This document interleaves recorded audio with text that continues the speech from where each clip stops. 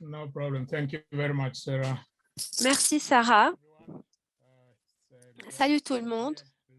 J'ai le plaisir d'être avec vous ici, avec vous tous, avec vous toutes. Je suis Julius Mugwagna, collègue de Sarah à UCL. J'ai plusieurs points d'intérêt dans le domaine de la santé.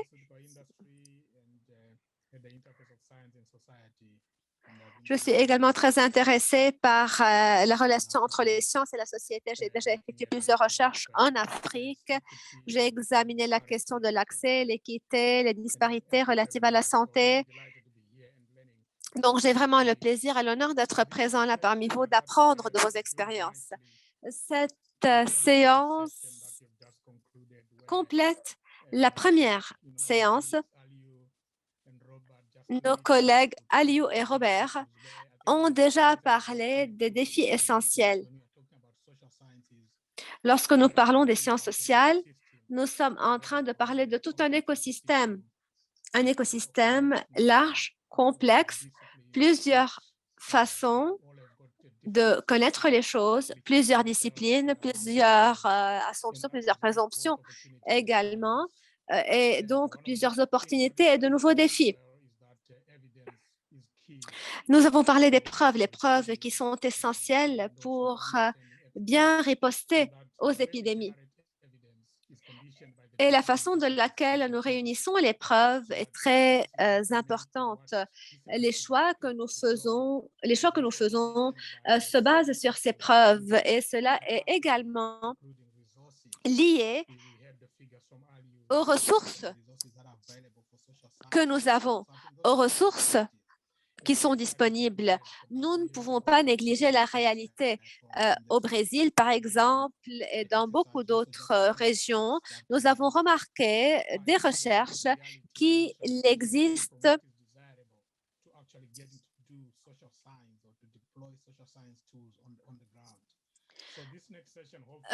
plusieurs réalités différentes à prendre en considération. Nous avons aujourd'hui 3 collègues de 3 disciplines différentes. Et je sais même que chaque discipline comprend plusieurs sous-disciplines. Donc, un expert en géographie, en psychologie et en anthropologie. 3 experts qui viennent de disciplines différentes. Dr Anouar Moussa de UCL, du département de géographie, sera le premier intervenant. Donc, il est expert en statistique, en modélisation. Anouar, la parole est à vous. Vous avez près de 10 minutes. Je vous remercie de votre présentation, Julius. Je voudrais remercier également les collègues du CDC en Afrique. Je voudrais remercier Sarah et tous les collègues pour cette opportunité de présenter mon travail. Je vais partager avec vous mes diapos.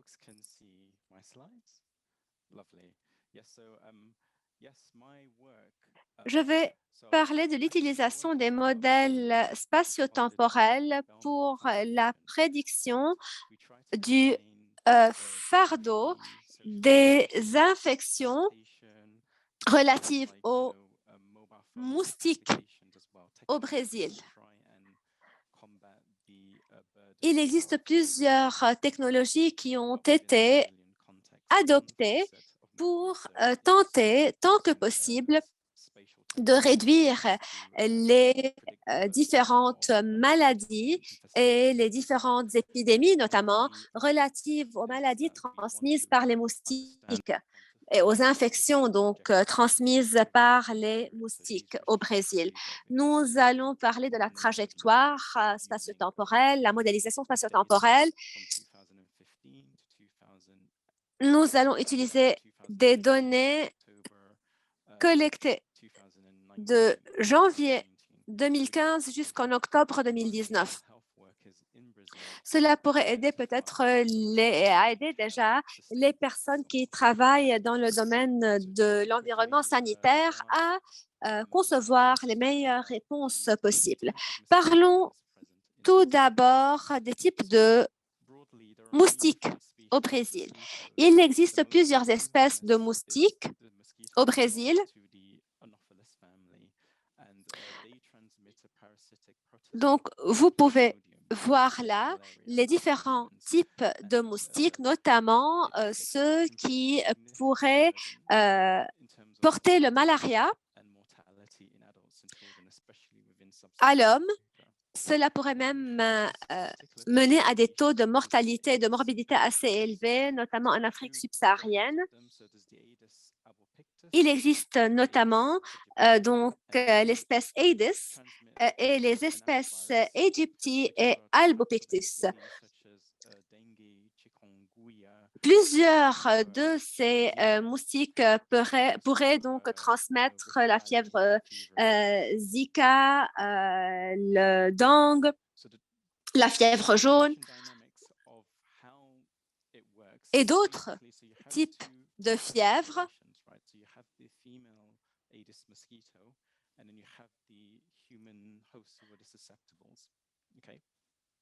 Il existe plusieurs types de moustiques, comme je viens de le dire, et beaucoup de types de fièvres transmises, comme la fièvre de la vallée du Rift. En tout cas, voilà les femelles. Donc, Aedes, c'est moustiques qui peuvent transmettre facilement les maladies. Voilà comment est le cycle de transmission des arbovirus.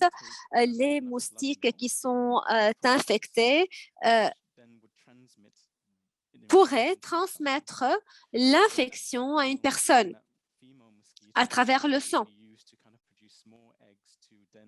Et vous savez également que le sang infecté de la femelle infectera ultérieurement les œufs.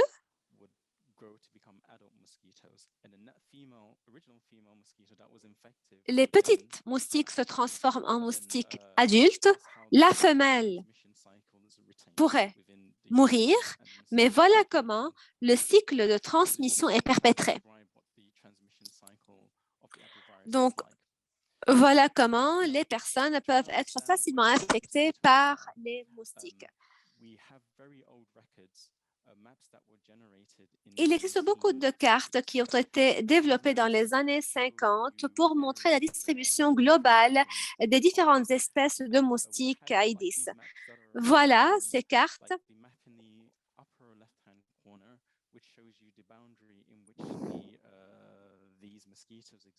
Avec les différentes régions géographiques et les différentes zones. Vous remarquez là, ici, l'Afrique subsaharienne près de l'équateur, les frontières également et les limites de transmission de la fièvre jaune, de la dengue. Vous remarquez ici également l'Amérique latine, qui est également infectée, notamment le Brésil, le nord-ouest du pays, où la transmission est devenue endémique. Ici, à droite, vous remarquez également les différentes maladies vectorielles, les moustiques qui ont été détectés ici. Et voilà la trajectoire également de ces moustiques dans les années 50. Maintenant que nous avons davantage de ressources technologiques, maintenant que nous avons davantage de données à notre disposition, nous pouvons effectuer nos analyses de manière plus aisée. Nous pouvons analyser les différentes ressources, les différentes conditions et développer des cartes qui montrent où est-ce que ces moustiques sont les plus actives. Voilà les différentes cartes, l'habitat, si nous pouvons le dire, des moustiques. Où est-ce que nous pouvons retrouver ces moustiques? Quelles sont les limites ou les frontières parcourues ou pas, dans certains cas, par les moustiques? Donc, voilà pour le vers des régions qui ne sont pas propices ni à l'Égyptie ni à l'Albopictus, jaune pour uniquement l'Égyptie, le bleu pour l'Albopictus, etc. Et vous remarquez ici qu'une large partie de l'Afrique subsaharienne a connu ou n'a connu aucune des 5 maladies qui ont été rapportées. En bleu, une des 5 maladies, en vert, 2 des 5 maladies, en vert, 3, en orange, 4 et en rouge, toutes les maladies, notamment Zika, dengue, fièvre jaune, chikungunya et la fièvre de la vallée du Rift. Nos partenaires IUCN et nos partenaires également en Turquie ont collaboré pour développer ces cartes. Il existe plusieurs sites des études.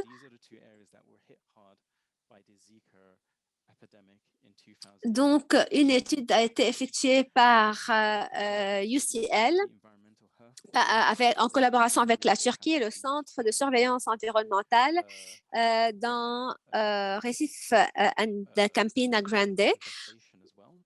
Nous avons remarqué des cas d'infection dans plusieurs régions et nous avons tenté, tant que possible, de développer une application à être utilisée sur les téléphones mobiles pour pouvoir réunir les informations de manière rapide et pour pouvoir détecter les cas d'infection rapidement.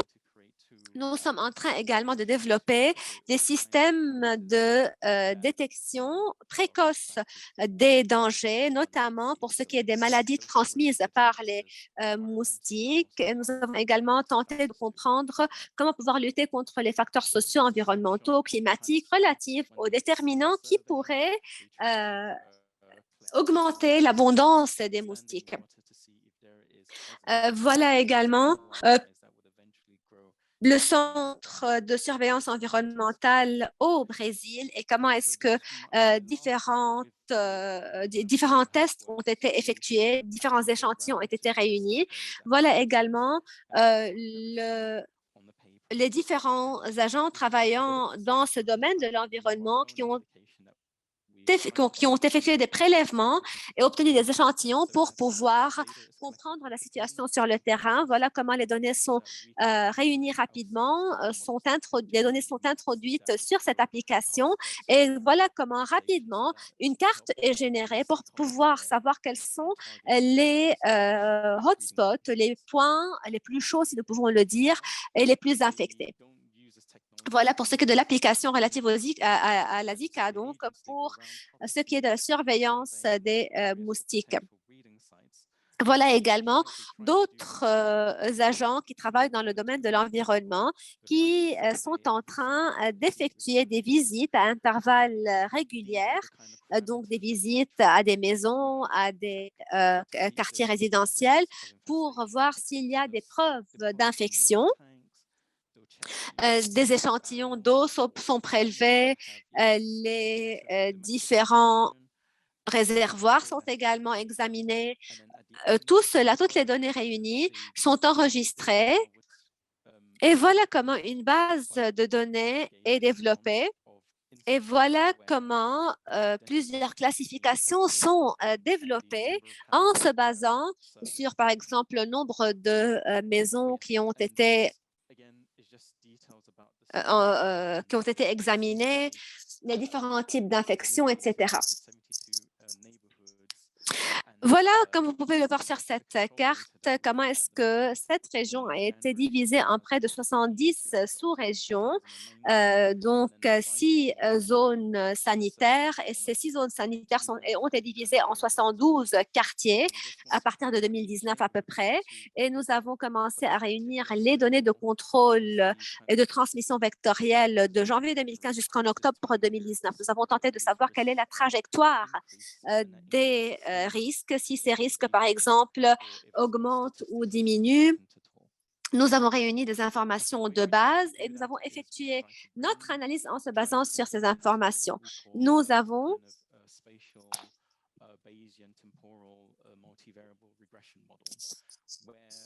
établir ou adopter un modèle spatio-temporel.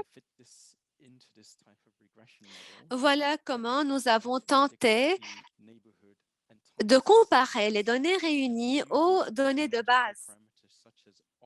Nous utilisons les différentes preuves, les différentes données qui ont été réunies des différents quartiers et sous-quartiers. Et grâce à cette formule mathématique, nous pouvons définir les risques. Par exemple, si le chiffre est inférieur à 1, cela montre par exemple qu'il y a une réduction des risques d'infection. Si le chiffre ou le nombre obtenu est égal à 1, cela veut dire qu'il n'y a pas de risque d'infection. Si le chiffre est supérieur à 1, cela veut dire qu'il y a une croissance des risques. Donc, en tout cas, vous pouvez lire tous ces résultats en se basant sur les informations de base et en utilisant cette formule. Voilà les résultats et les conclusions. Comme vous pouvez le voir en bleu, en rouge et en blanc, comment est-ce que les risques d'infection ont augmenté ou diminué dans certaines régions. Dans les zones en blanc, par exemple, les risques ne sont pas signifiants. Les zones en bleu montrent que le risque a diminué. Les zones en rouge ont montré des risques plus élevés d'infection transmises par les moustiques. Nous tentons, tant que possible, d'analyser ces cartes et de suivre de près la trajectoire des moustiques pour pouvoir nous assurer d'éliminer tous les risques. Donc, en bleu, les risques sont inférieurs. En blanc, il n'existe pas de risque. En rouge, les risques sont supérieurs. Et nous tentons toujours de changer ces zones rouges en zone bleue et en zone blanche. Voilà comment nous pouvons lire ces risques spatio-temporels. Voilà comment, grâce aux différentes études effectuées, aux différentes recherches et au fait, et grâce à la division de cette région en quartiers et en sous-quartiers, nous avons pu définir les quartiers les quartiers les plus affectés par les moustiques et les zones qui connaissent des risques inférieurs. Nous savons qu'il existe plusieurs facteurs de risque, comme nous pouvons le voir, comme les précipitations, par exemple, le taux de précipitation, les données environnementales, etc.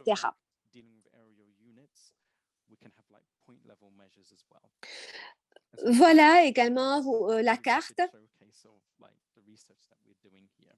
la carte qui a été divisée en plusieurs régions et donc en plusieurs couleurs selon les risques qui sont les mêmes, qui sont bas, moins élevés, plus élevés, en bleu, en blanc, en rouge, etc. Permettez-moi de remercier tous les collègues également qui m'ont aidé. Je vous remercie.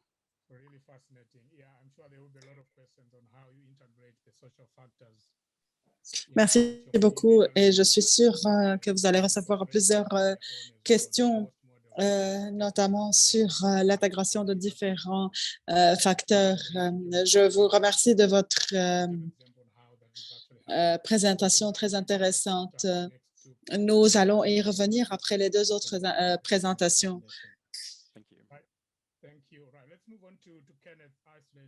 Donc, je passe la parole à Kenneth Iceland qui nous rejoint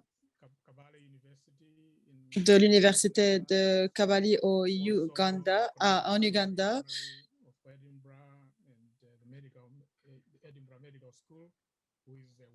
Et ayant également des connexions avec la faculté de médecine d'Edinburgh.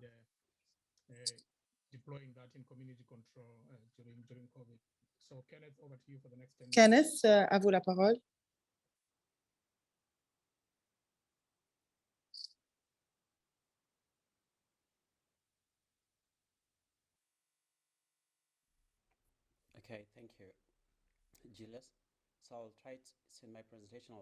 Merci. Je vais essayer dans cette présentation de montrer le lien entre les sciences sociales et les stratégies de contrôle de la pandémie du COVID-19. Donc, je vais essayer de mettre l'accent sur quelques expériences pratiques en passant par les efforts que nous avons déployés au cours des 2 dernières années de confinement en Ouganda. En effet, durant cette période, nous avons essayé d'adopter certaines techniques ou certaines pratiques de sciences générales. Nous avons essayé d'enquêter sur le savoir des communautés autour de la pandémie et d'essayer de comprendre les perceptions de la communauté également vis-à-vis de cette pandémie. Et nous avons remarqué que la majorité des gens avaient cette perception que c'était un virus européen, donc avaient cette mauvaise perception vis-à-vis du virus et n'arrivaient pas à réaliser ou à reconnaître que c'est un virus global. Et nous avons réussi, en effet, à adresser ces mauvaises perceptions en utilisant la technologie, en utilisant les médias sociaux, les plateformes sociales comme Facebook et autres, puisque tout le monde était si occupé à utiliser ces médias sociaux et passait la majorité de leur temps sur ces médias sociaux. Donc, nous avons réussi à changer ces mauvaises perceptions, ces mauvaises conceptions et cela n'aurait pas été possible sans la technologie. Nous avons travaillé avec des facultés universitaires et avec des départements universitaires et notamment la faculté de médecine.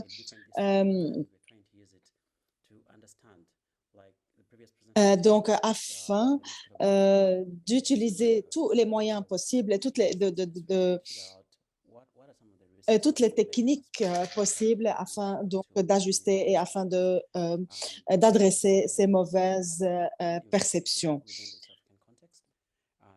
Et nous avons remarqué que dans le contexte africain, rares étaient les expériences où le comportement et où les attitudes communautaires ont vraiment été enquêtées et ont vraiment été explorées pour mieux être comprises. Et comme vous le savez, dans la majorité des pays africains, si vous n'avez pas un PhD, si vous n'êtes pas professeur, donc personne ne va vous écouter. Et voilà, donc nous avons parfois utilisé même ces titres-là de quelques-uns d'entre nous afin de donner plus de crédibilité aux informations que nous étions en train de transmettre aux communautés.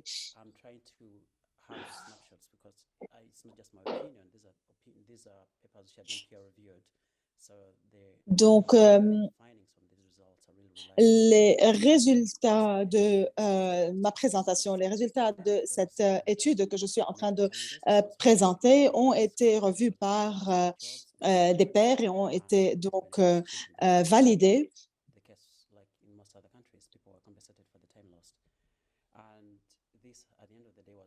Et voilà donc les résultats que je partage avec vous sur cet écran ont été donc, comme je viens de le dire, validés. Comme par exemple ce résultat concernant l'anxiété, concernant la dépression, concernant l'activité cérébrale.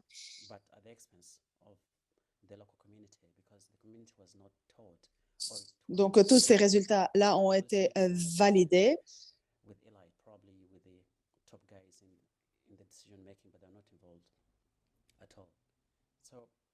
Donc, quelles sont les méthodes que nous avons adoptées? Parce qu'en effet, telle était l'une des questions principales qui nous a été adressée. Comment vous avez réussi à aboutir à de tels résultats à un moment où la pandémie battait son plein, à un moment de confinement, etc. Donc, en effet, nous avons adopté des techniques de sciences sociales afin de générer et de produire des données. Nous avons essayé d'élaborer des questions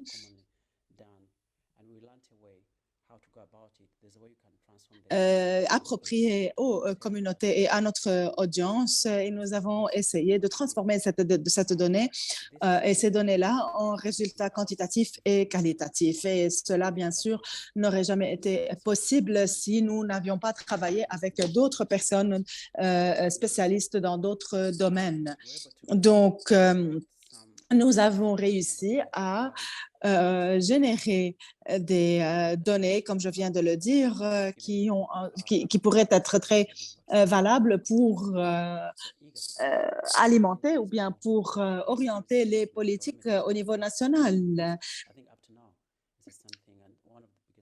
À titre d'exemple, nous nous sommes penchés sur certaines questions spécifiques à certains pays africains, comme l'Ouganda, à titre d'exemple, comme par exemple l'hésitation vis-à-vis des vaccins. Et nous avons corrélé cela avec le niveau d'éducation, avec le statut économique et social, avec le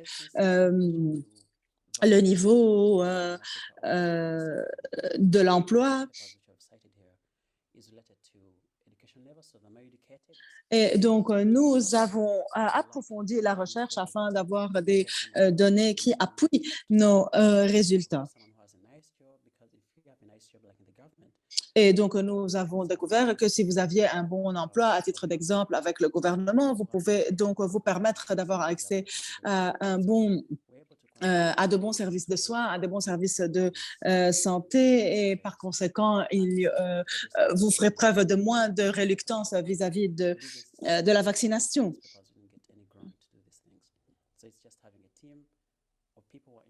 Et comme je viens de le dire, ces résultats-là n'auraient pas été possibles si nous n'avions pas collaboré avec des spécialistes, avec une équipe multidisciplinaire. Une autre question que nous avons adressée est la suivante. Pourquoi est-ce que l'épidémie ou la pandémie est sous-documentée dans les pays en développement?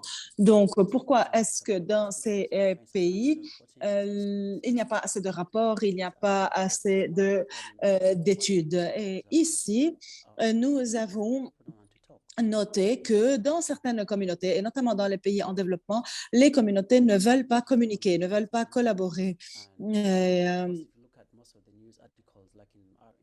Et donc, si l'on compare la majorité des articles qui apparaissent dans les nouvelles, par exemple en Ouganda, vous pouvez voir que la pandémie est souvent associée à la corruption, est souvent associée à l'argent, est souvent associée aux décideurs politiques qui essayent d'augmenter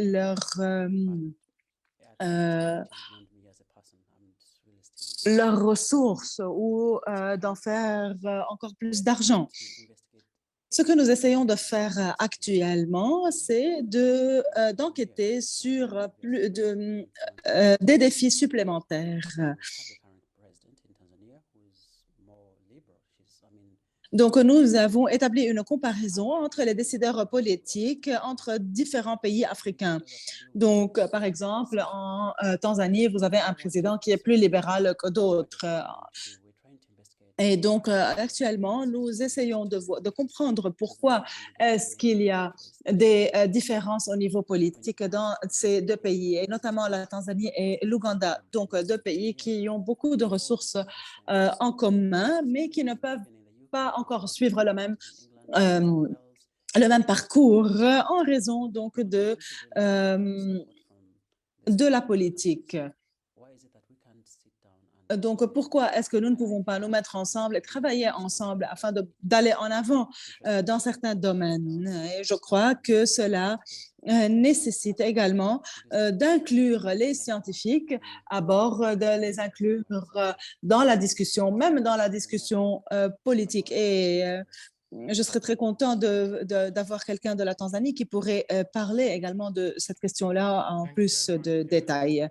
Merci beaucoup. Merci beaucoup, Kenneth, d'avoir mis l'accent sur des questions extrêmement importantes telles que les mauvaises perceptions, les comportements ou les attitudes communautaires, les différences d'un pays à un autre, et notamment la mauvaise communication et l'absence de communication et l'absence de collaboration. Et je crois que telles sont des questions primordiales, que ce soit en sciences sociales ou en d'autres domaines.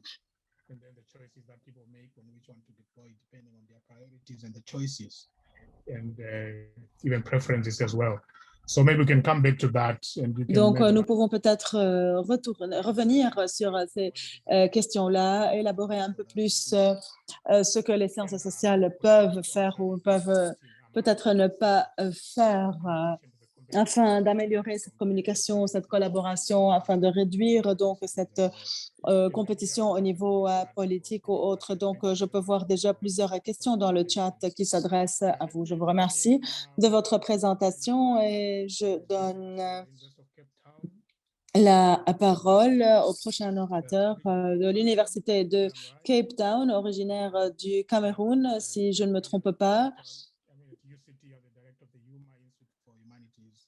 Directeur de l'Institut pour les sciences humanitaires. Donc, on vous donne la parole, Divine. Merci. Je remercie Sarah, les collègues, de m'avoir invité à prendre part à cet atelier de travail. C'était vraiment très intéressant de suivre les présentations précédentes. Je vous remercie donc de vos contributions très profondes et de valeur. Je viens de l'Institut Huma, l'Institut des sciences de l'humanité, des sciences et humanités à Cape Town. Donc, notre travail, bien sûr, se penche notamment sur le sens d'être humain dans ce monde, le sens d'être humain, ce que ça veut dire que d'être un humain en Afrique, à Cape Town. Nous abordons bien sûr les questions de l'éthique en théorie, en pratique.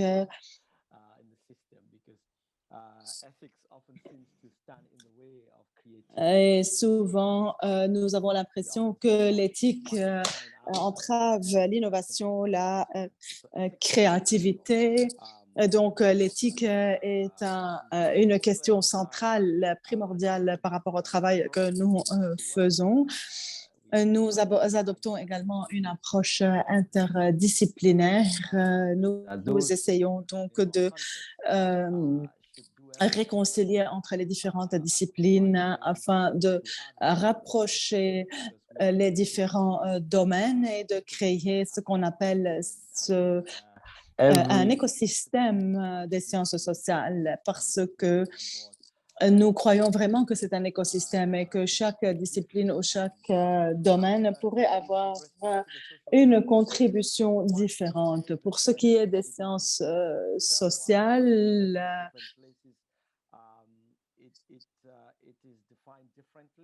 c'est un domaine qui est défini différemment. N'oublions pas le domaine des humanités qui ajoute une touche spirituelle et éthique. Lorsqu'on parle de sciences sociales, on croit souvent que ce sont des sciences inclusives, mais on oublie les différentes disciplines que ces sciences doivent inclure. Et nous oublions que ce domaine doit inclure également la dimension philosophique. Nous menons actuellement différents projets et l'un des projets les plus importants, c'est l'initiative de l'hôpital du futur, l'hôpital de l'avenir, où nous nous penchons sur la révolution post-industrielle, sur l'intelligence artificielle. Nous l'avons appelé l'initiative de l'hôpital du futur Pourquoi? Eh bien, parce que nous nous sommes posé plusieurs questions sur l'avenir de la santé, l'avenir des hôpitaux. Qu'est-ce qui va se passer dans 50 ans? Est-ce que nous allons avoir des hôpitaux? Quel genre d'hôpitaux nous allons avoir? Quels sont les défis auxquels nous allons faire face? Comment est-ce que l'histoire va nous informer aujourd'hui afin d'être prêt pour cette santé de demain, pour ces hôpitaux de demain? Donc, nous essayons de répondre aux différents défis au niveau de la santé, surtout que nous vivons aujourd'hui dans l'ère de la rapidité, de l'intelligence artificielle. Donc, nous voulons savoir quel effet cela aura-t-il sur la santé, sur l'avenir. Nous avons essayé de répondre à des questions qui concernent les sciences humaines, les sciences sociales. Nous avons plusieurs projets en cours à Cape Town, mais également internationalement, des projets que nous menons avec ou en partenariat avec d'autres collègues, que ce soit des initiatives ou des projets sur le cancer, sur l'oncologie, des projets au Bénin, par exemple, ou au Madagascar, qui visent à former le personnel médical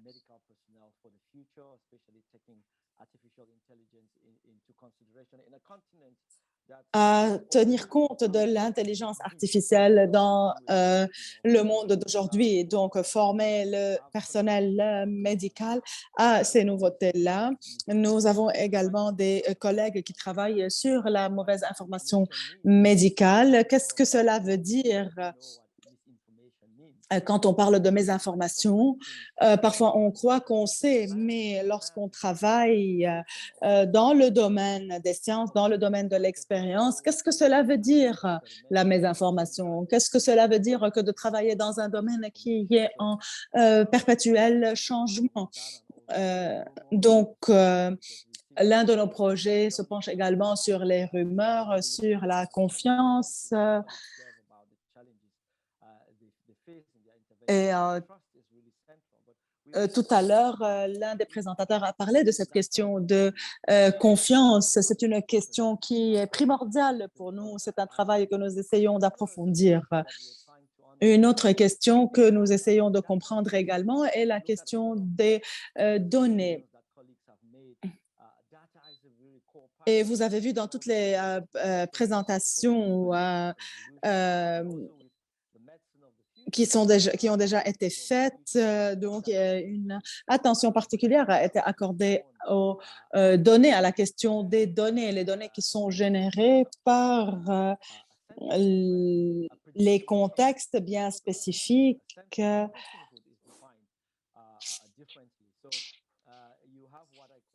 Dans les contextes où la personne est définie de manière différente. L'identité individuelle de chacun est définie selon son contexte. Donc,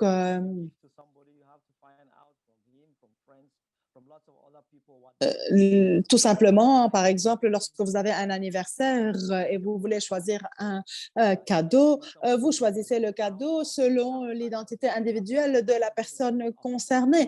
Et c'est ce que la modernité a à nous offrir, au fait. Elle nous a à nous offrir des surprises prévisibles. Mais elle a également des surprises imprévisibles à nous offrir. Et voilà pourquoi on parle de données. Donc, les données qui vont nous aider à comprendre qu'est-ce que cela veut dire de produire des faits, qu'est-ce que cela veut dire donc de produire des données ou des informations prévisibles des personnes ou de la technologie. Qu'est-ce que cela veut dire que de collecter les informations sur les gens interconnectés ou des données sur les relations imprévisibles. Et en matière d'intervention de santé, nous nous travaillons à créer ou à produire un sens. Et nous sommes convaincus que cette création de sens est très importante parce que du fait de pouvoir répondre aux questions les plus simples, cela va nous aider à mettre en place des projets qui vont nous aider à trouver des solutions à des situations très problématiques. Donc, voilà l'idée générale de tous nos projets, l'idée commune à tous nos projets. Donc, nous essayons de créer un sens aux différents concepts dans le domaine de la santé. Nous essayons de nous approfondir à ce niveau-là. Nous travaillons également sur le niveau politique. Donc, nous essayons de voir comment est-ce que les politiques sont définies, sont élaborées. Ici, nous avons parlé de la confiance. La confiance n'est pas uniquement une question de savoir ou d'ignorance, mais c'est également une question de politique. Donc, lorsque les gens n'ont pas confiance ou sont méfiants des politiques de santé. Donc, cela va également avoir un effet sur cette santé-là.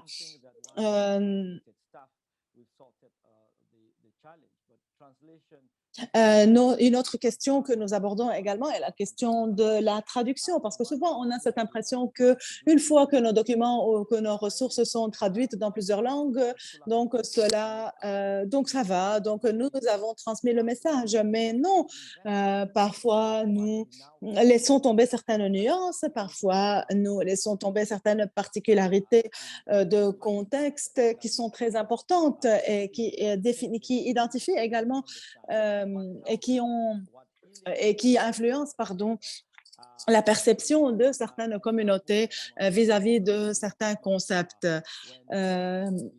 Enfin, un dernier exemple, lors de la pandémie de la COVID-19, bien sûr, nous avons vu que la technologie pouvait résoudre beaucoup de problèmes, mais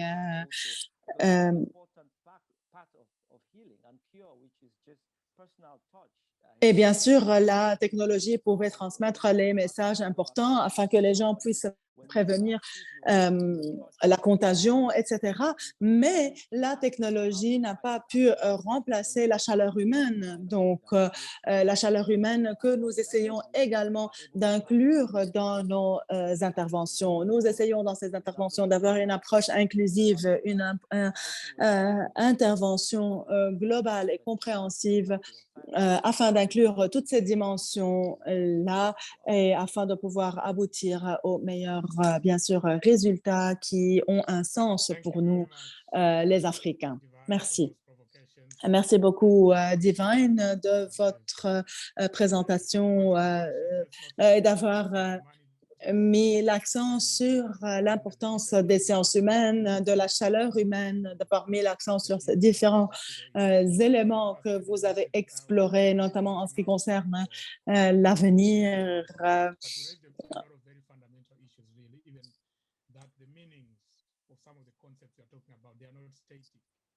Et la majorité, bien sûr, des questions que vous avez soulevées ne sont pas statiques, elles sont en perpétuel changement. Et ce que une question pourrait signifier dans un contexte, donc une question pourrait signifier quelque chose dans un contexte, mais pourrait signifier quelque chose de complètement différent dans un autre contexte. Donc, je vous remercie également d'avoir souligné l'importance de tenir compte des particularités de chaque contexte. Je remercie les trois orateurs de cette séance, Anwar, Kenneth et Divine.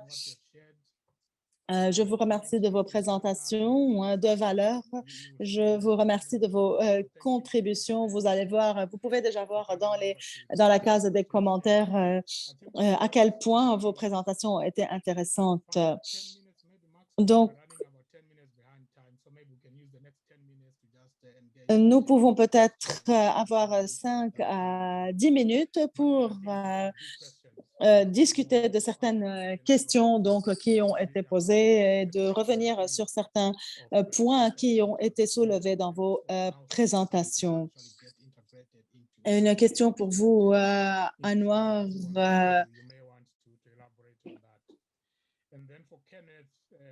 Et une autre question pour Kenneth. J'ai vu donc quelqu'un parler d'un certain contraste au Kenya.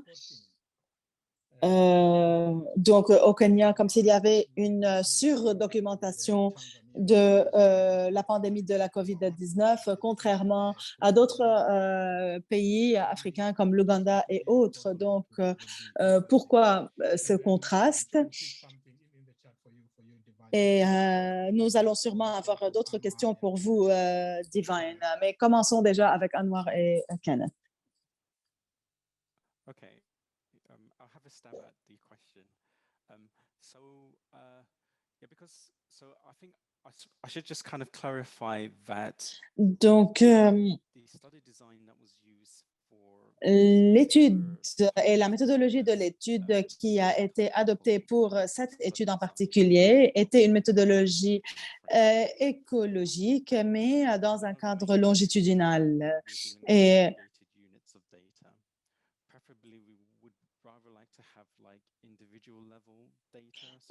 bien sûr, notre préférence était d'avoir des données individuelles au niveau de chaque ménage, mais cela n'était pas très possible, n'était pas très facile à avoir. Voilà pourquoi nous avons essayé donc d'avoir des données au niveau communautaire. Nos indicateurs étaient, par exemple, le niveau de richesse d'un quartier. Et c'est à travers et nous avons essayé donc de calculer le revenu moyen dans un quartier. Un autre indicateur était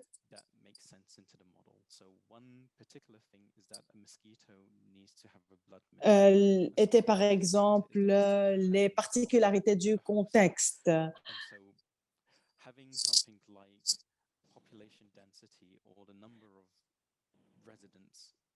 Donc, par exemple, la densité démographique a été également inclus. Et bien sûr, ce genre d'études dans les pays du Sud n'est pas facile à entreprendre. Voilà pourquoi nous avons largement compté sur les sources d'informations ouvertes.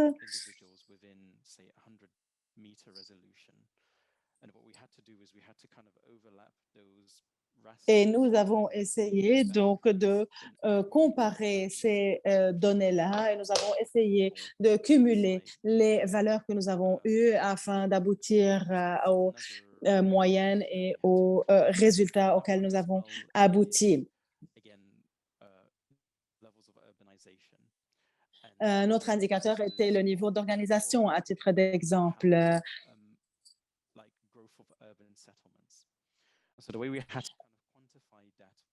Et nous avons,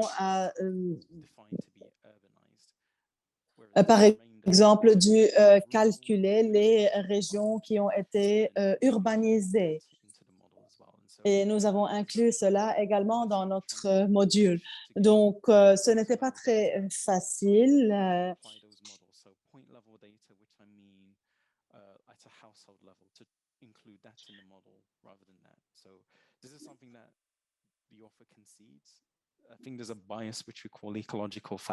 Donc, bien sûr, nous avons dû tenir compte, nous avons dû suivre les particularités de chaque contexte, inclure ces particularités dans nos modules.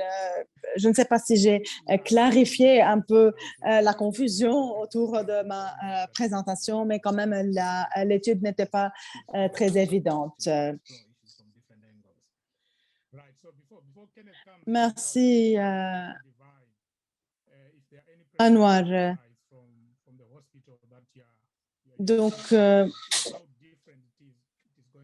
une question à Divine. Vous avez parlé ou avant de passer à Divine, Kenneth, vous avez parlé de l'hôpital de l'avenir et parlez-nous un peu de cet hôpital de l'avenir. Quelle différence entre ce que nous connaissons aujourd'hui? Donc, quelle différence avec ce que nous connaissons aujourd'hui? As while Uganda, we underreported most of the cases. So what I did observe at that time, I think, is because Kenya is more. Nous avons remarqué que comme ils sont mieux connectés à l'Europe, et nous pouvons voir même les voyages et les vols, il existe au Kenya une très bonne connexion avec les pays de l'ouest de l'Europe. Donc voilà pourquoi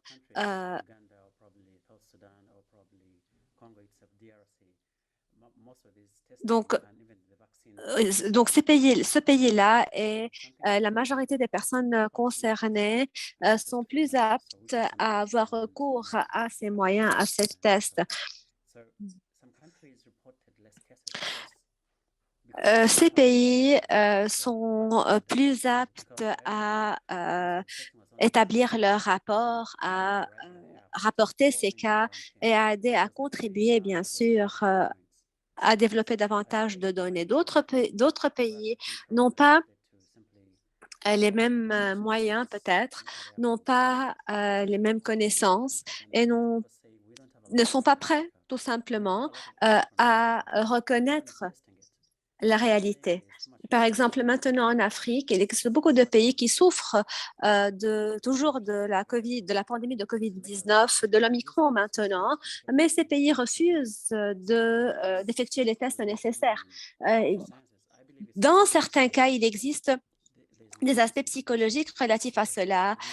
Il existe plusieurs facteurs qui pourraient encourager ou décourager les communautés à effectuer leur devoir, si nous pouvons le dire, ou à accepter à faire ces tests. Il est très important de pouvoir éduquer les communautés, sensibiliser les communautés. Il est très important de divulguer, si nous pouvons le dire, ou de vulgariser les informations pour que toutes les personnes concernées puissent savoir l'importance de cela, de ce travail.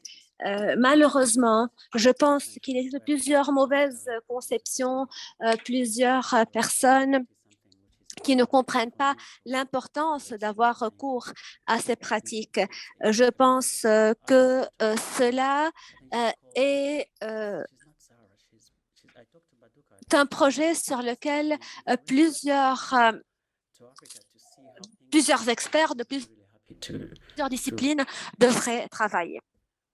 Donc, il est très important de pouvoir lancer un programme collaboratif avec le CDC en Afrique pour pouvoir aider les communautés, sensibiliser les communautés à l'importance également de prendre les mesures nécessaires, les cas échéants. Pour ce qui est de la vérité, quelqu'un a posé une question concernant la vérité. La vérité, pour un républicain, est une information erronée peut-être pour un démocrate. Donc, qu'est-ce que la vérité?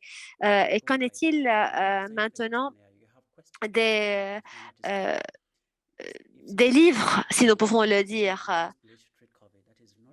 Il est très important de pouvoir utiliser les données qui sont fiables pour pouvoir savoir les meilleures réponses à donner aux communautés. Il est très important également, lors de l'analyse des réponses, de savoir l'étendue des connaissances de différentes communautés. Donc, si les personnes sont prêtes, si les communautés sont prêtes à répondre, à coopérer, cela aidera beaucoup à améliorer les recherches et cela fera beaucoup de différence. Mais le problème est que beaucoup de personnes refusent de collaborer et que les moyens financiers posent problème également. Je vous remercie d'avoir parlé de cette question. It's so simple, why it's not happening? But we can maybe explore that further. So let's just hear. Vous avez expérience. Oui, parfois, Going to nous have savons another qu'il y a un quick problème, interactive mais nous devons moment effectuer before we take un a peu plus break. de recherche So Divine, over to pour you savoir with a brief quelles intervention, and then we'll have another différentes causes du problème. for the break. Donne la Yeah, my parole à Divine just imagine a avant hospital without paint. de retravailler sur Imagine a Mentimeter. without Ma réponse est simple. Imaginez un design, salle sans photo, sans design, sans tableau sur les murs. Imaginez donc imagine a hospital, nobody performing. un hôpital, When we say we don't understand the social même sciences, avec the parfois des humanities, ressources matérielles, des it's- écrans, mais personne every day. les écrans. Il est très important de jeter la lumière sur les ressources humaines, sur les personnes qui travaillent dans les institutions. Donc, le côté logistique est important, mais également le côté humain est très important. Les gens ont besoin de ressentir cette présence. Les gens parfois savent cette présence ou sont conscients de cette présence, mais ne la reconnaissent pas. Nous collaborons toujours, nous interagissons toujours, mais nous devons réagir que cela fait partie de notre vie quotidienne. Shirt, it needs this done. It is present in everyday life, and I think Donc, when you're asking me, you know, what les ressources hospital techniques sont importantes, mais les ressources humaines sont encore plus importantes. Le futur est being in the hospital means you need to watch TV. To watch TV means somebody needs to qui perform, means somebody needs to play music, means somebody comprennent needs to understand de this plus other aspects. So that's the hospital of the future. It has l'importance technology, it has de la art. centralité personne pour opérer les écrans. Il ne s'agit pas seulement de technologie. Human in that space. Today we hear about medical humanities. We hear about clowns coming to Hôpitaux, us. il ne s'agit people pas laugh. seulement de discipline. Aujourd'hui, nous sommes en train de parler de l'humanité médicale. Nous entendons parler et nous voyons des clowns qui visitent les hôpitaux pour divertir les patients. Nous voyons par exemple comment les préservatifs sont en train d'être conçus avec des designs bien connus pour encourager les gens à les utiliser. Donc, nous travaillons pour la communauté, nous sommes au service de la communauté. Nous devons travailler ensemble, collaborer ensemble pour la société, pour la communauté, et non pas pour notre propre intérêt, pour servir nos propres intérêts. Merci, Divine. Quelqu'un vous a appelé Dr. Houma dans la case, dans la boîte de discussion. Je vous remercie de ce travail fascinant, vraiment fascinant.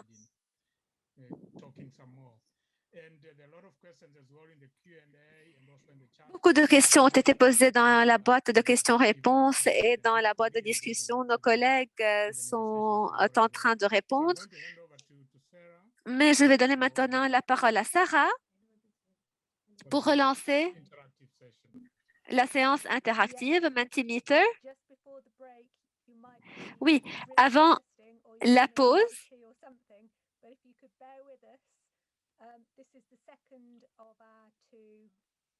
nous allons lancer notre deuxième activité sur Mentimeter.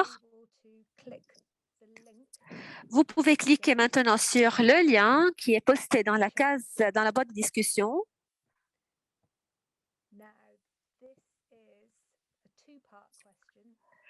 Une question divisée en deux parties. QCM. Quelle définition des sciences sociales est la plus convenable? Examiner la culture, examiner les phénomènes, la communauté, 4, l'anthropologie, 5, la psychologie. Donc, choisissez une de ces réponses. Vous pourrez également présenter d'autres alternatives, d'autres définitions alternatives aux sciences sociales. Mais commencez par répondre à cette première question.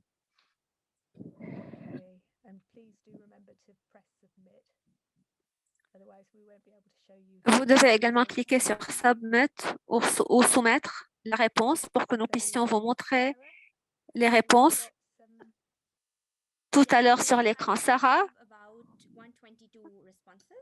près de 122 participants ont répondu jusqu'à maintenant. Est-ce que vous allez partager l'écran avec nous, s'il vous plaît, Sarah, pour que nous puissions voir les réponses qui sont parvenues? Voilà donc les différentes réponses, l'étude de la culture, un phénomène social, en vert, l'engagement communautaire, en rose, l'anthropologie, la psychologie en mauve. Donc voilà, en jaune, une étude des phénomènes sociaux. 80 réponses, 81 réponses. Correct. Oui. Quelques-uns ont choisi d'autres réponses, donc mettant l'accent sur l'aspect individuel. Nous passons maintenant à la deuxième partie de la question. Ici, vous pouvez proposer votre définition.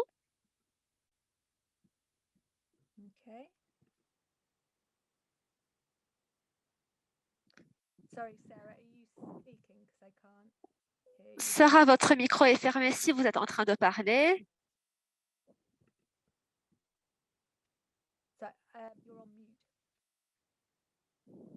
Sorry for that. Yes, you guys can just move on to the next question now. Vous pouvez passer à la deuxième question maintenant.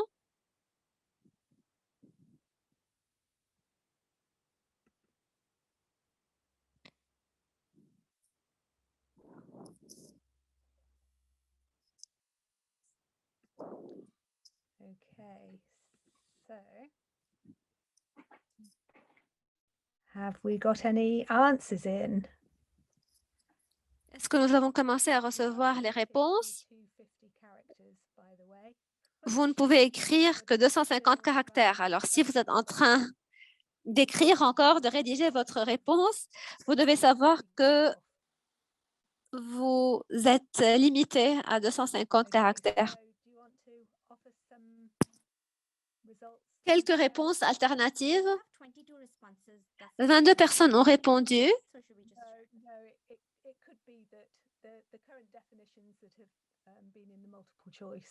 Okay, yeah. Sufficient and that there aren't further alternatives. Okay. Oh, yeah, study of social relationships. Voilà les alternatives qui ont été proposées, une étude des relations sociales, les études des phénomènes en général,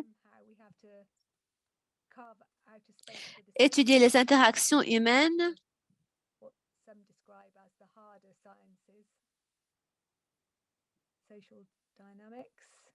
étudier les dynamiques sociales, une combinaison de culture, de phénomènes culturels, sociaux, d'engagement communautaire. Voilà les définitions alternatives proposées par les participants.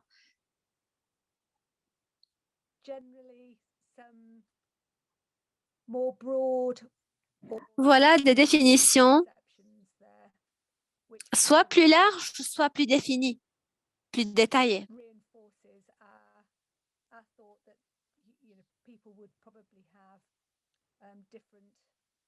Voilà, il se peut que différentes personnes soient familières avec différentes disciplines, avec des disciplines donc différentes. Ici, nous sommes en train de parler de toutes les disciplines relatives aux sciences sociales.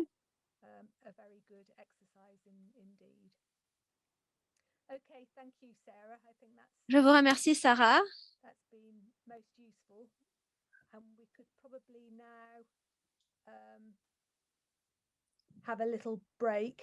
Nous allons passer à une pause rapide. Nous avons un peu de retard, alors si